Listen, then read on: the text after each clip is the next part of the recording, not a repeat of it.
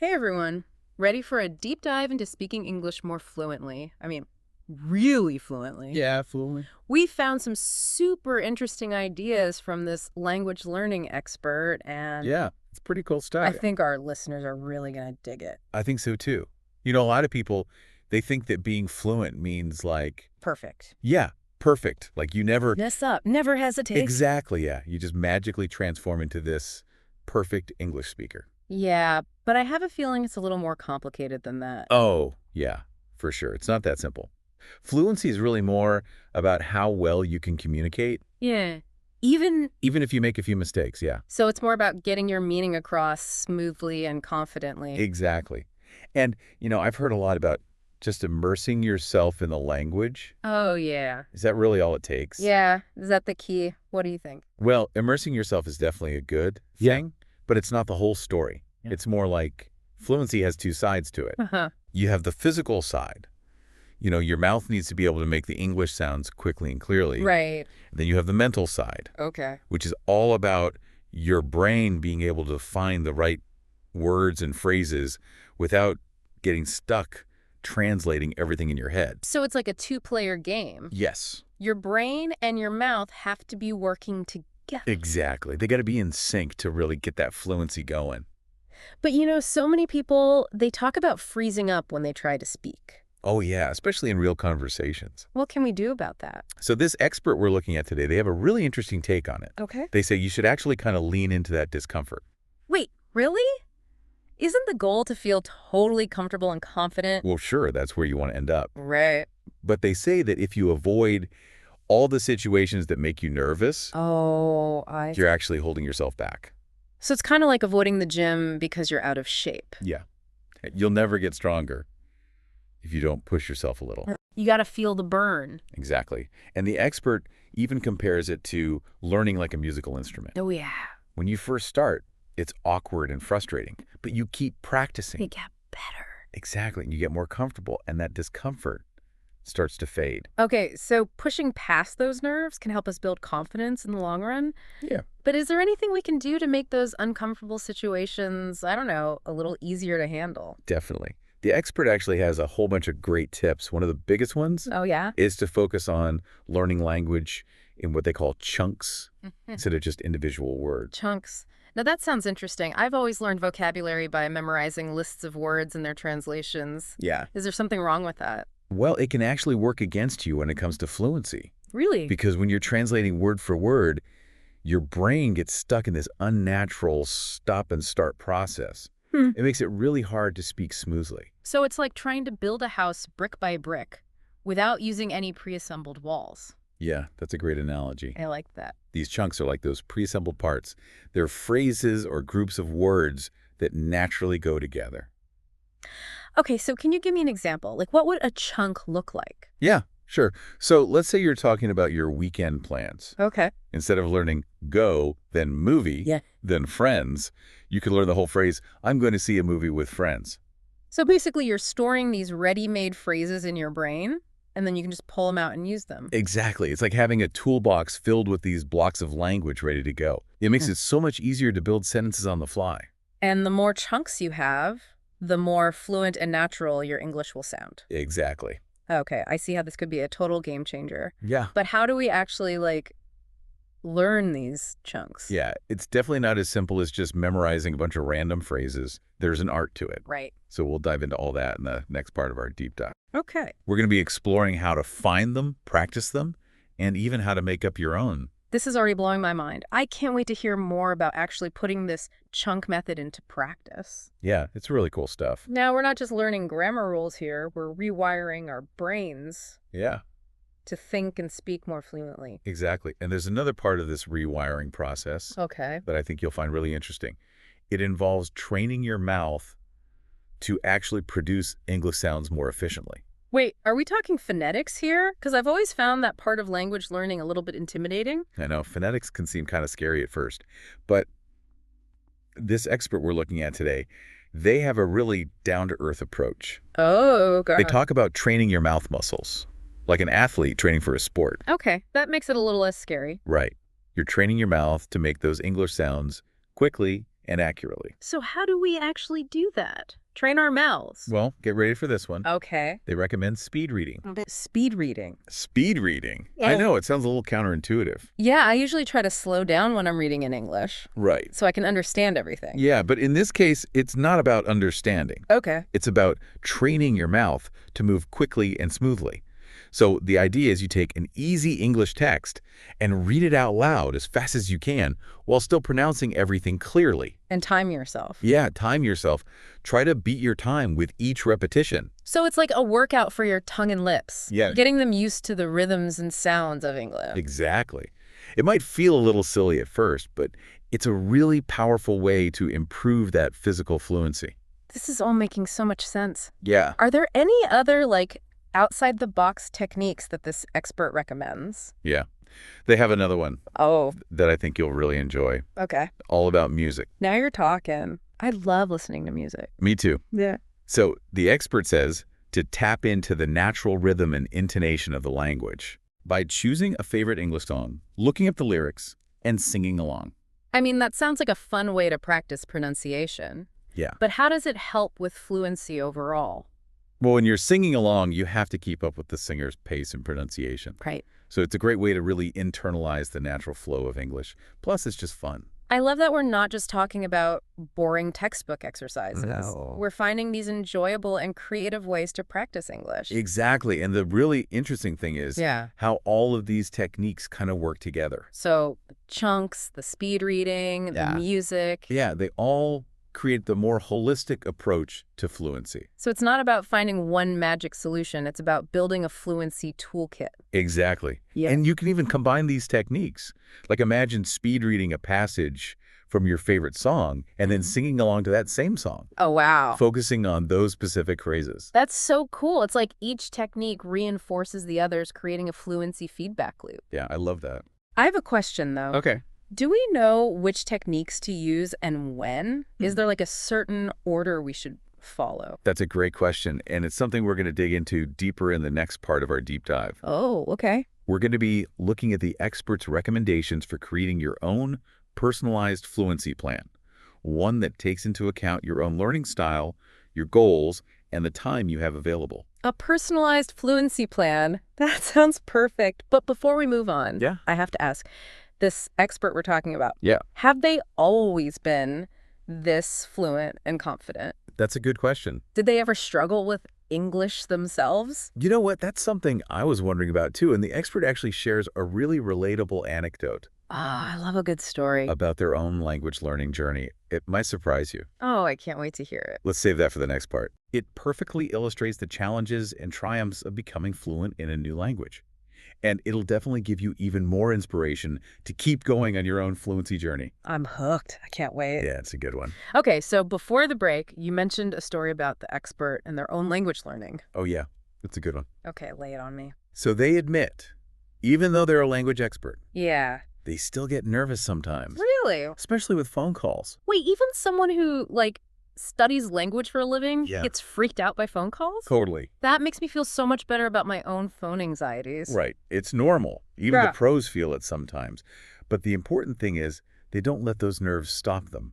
They just acknowledge it, take a breath, and make the call. So it's not about, getting rid of the fear completely. It's Right. more like learning to deal with it. Yeah, exactly. Like learning to dance with it.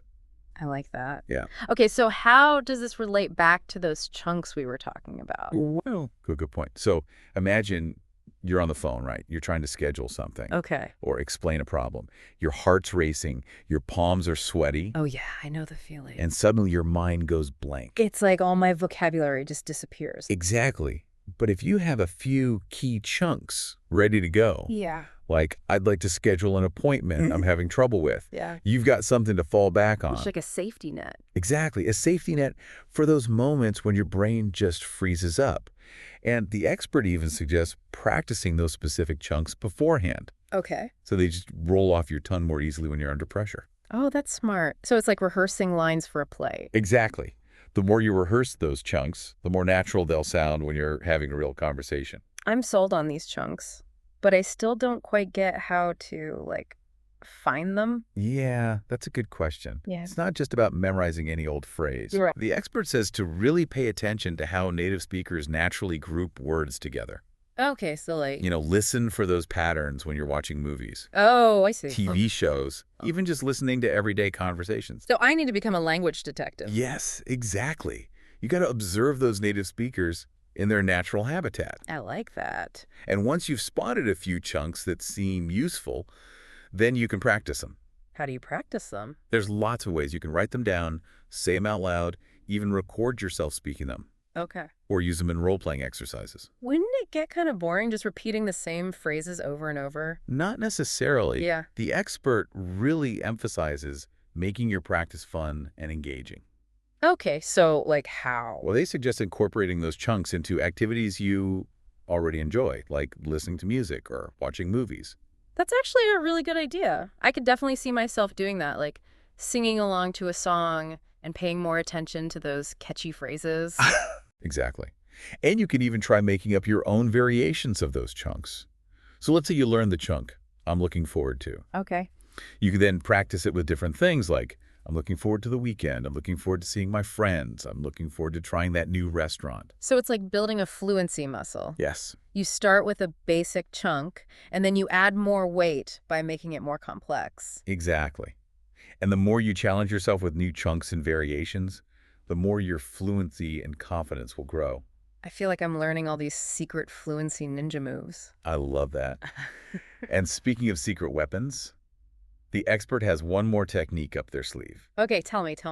This one's all about tapping into the power of your inner child. My inner child. How does that relate to speaking English? I'm picturing finger painting. Not quite, but it's kind of similar. Okay. It's about embracing a playful and curious mindset. Oh, I see. Like when you were a kid, exploring the world for the first time. Right.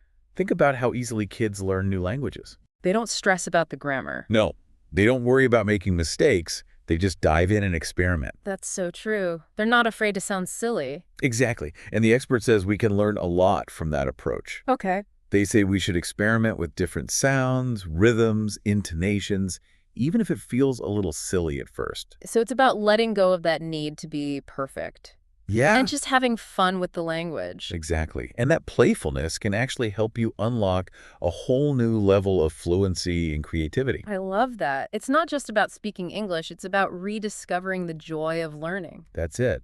And you know what's even more interesting? What? The expert actually compares this playful approach to the way athletes train. Okay, now I'm really intrigued. What do language learning and sports have in common? Well, think about it. Athletes don't just show up to the gym and wing it. True. They have a plan, they set goals, they track their progress. Right. They know when to push themselves and when to rest. So we need to be just as strategic with our fluency journey. Yes, exactly. But how do we actually create a fluency plan? Yeah, that's a good question. There's so much to think about. Where do we even start? That's where the expert comes in with a really helpful framework. Okay. It's a step-by-step guide for creating a personalized fluency plan that works for you based on your learning style, goals, and available time. A personalized plan. That sounds amazing. Yeah, it's all about making fluency work for you, not the other way around. Wow. And we're going to dive into all the details of this framework in the next part of our deep dive. Oh, perfect. This is getting better and better. I'm excited to hear more about how to actually create this plan. Yeah, it's good stuff. All right, so let's talk about this personalized fluency plan. Okay, are you ready to map yours out? I am. Let's do it. All right, so the expert, they suggest you start by figuring out your why. Like, why is fluency important to you? What are your goals? I think for me, it's a few things. I want to feel more confident, when I'm speaking English, especially like in social situations. And I'd love to be able to travel more easily. And maybe even, open up some new job opportunities. Those are awesome goals. Thanks. And having those goals, like clearly defined in your mind, it'll help you stay motivated when you're creating your plan and working on it. Okay, so I've got my why. Right, so what's next? What's next? Well, the expert says to take a good look at your lifestyle, your schedule. Right.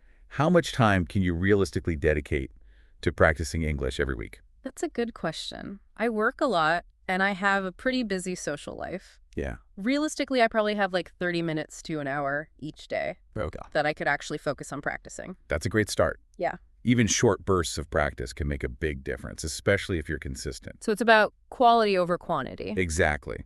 And Yep. the expert even suggests like blocking off specific times in your schedule, just like you would for a meeting or a workout. I can do that. I actually love time blocking. So I Perfect. can definitely schedule in some English time. Great. So what should you be doing during those practice sessions? That is the question. Well, that's where all those techniques we talked about come in, practicing your chunks, speed reading, singing along with music, and just being playful and experimental. So are you saying I should be doing all of those things at once? No, not at all.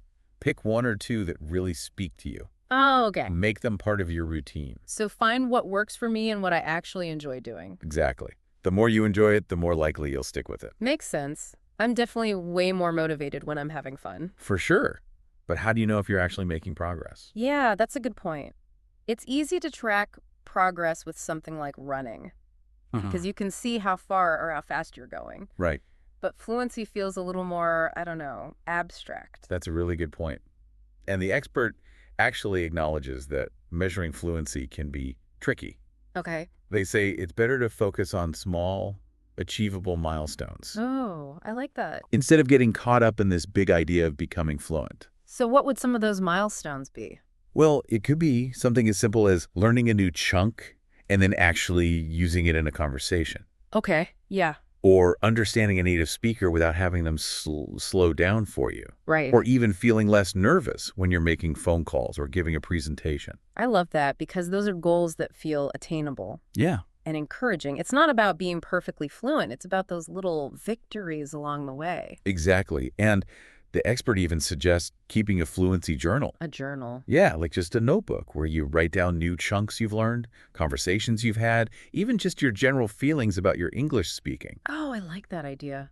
It's so easy to get discouraged when you're learning a language. Yeah, But if you have like a record of all those wins, right. it can really keep you motivated. Exactly. And the expert is really clear that setbacks are going to happen. Yeah. Everyone hits plateaus or Yeah. has days where they just don't feel as confident. Right. The important thing is to not let those setbacks, completely derail you. Don't give up. Yeah. Yeah. Just acknowledge them, learn from them, and keep moving forward. I needed to hear that.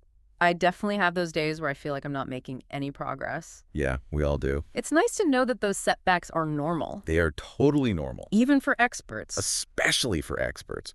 And the expert even encourages you to think of those setbacks as opportunities to learn. I like that. Analyze what went wrong, figure out what you can improve, and adjust your fluency plan accordingly. So it's about turning those failures into learning experiences. Exactly. It takes the pressure off and makes the whole process a lot more approachable. Yeah, for sure. And ultimately, the expert reminds us that fluency is a journey, not a destination. Right. It's about enjoying the process, celebrating your progress, and never forgetting your why. That's such a good point. I feel so much more equipped to tackle my fluency goals now. I'm glad. Thank you so much. You're welcome. So I'm curious, what's one small step you're going to take today to put all of this into practice? I really like that fluency journal idea. Yeah. I'm going to start keeping track of all my little victories, maybe even record myself speaking English once a week to see how I improve over time. That's a great idea. What about you? Yeah, what are you going to do? I think I might dust off my old guitar and try singing along to some English songs. Nice. It's been a while, but it sounds like fun. It does. Well, to all our listeners out there, we hope this deep dive has inspired you to embrace your own fluency journey, with enthusiasm and a playful spirit. Absolutely. Remember, the power to unlock your fluency is within you, so go out there, experiment, have fun, and watch your English soar. Happy practicing, everyone.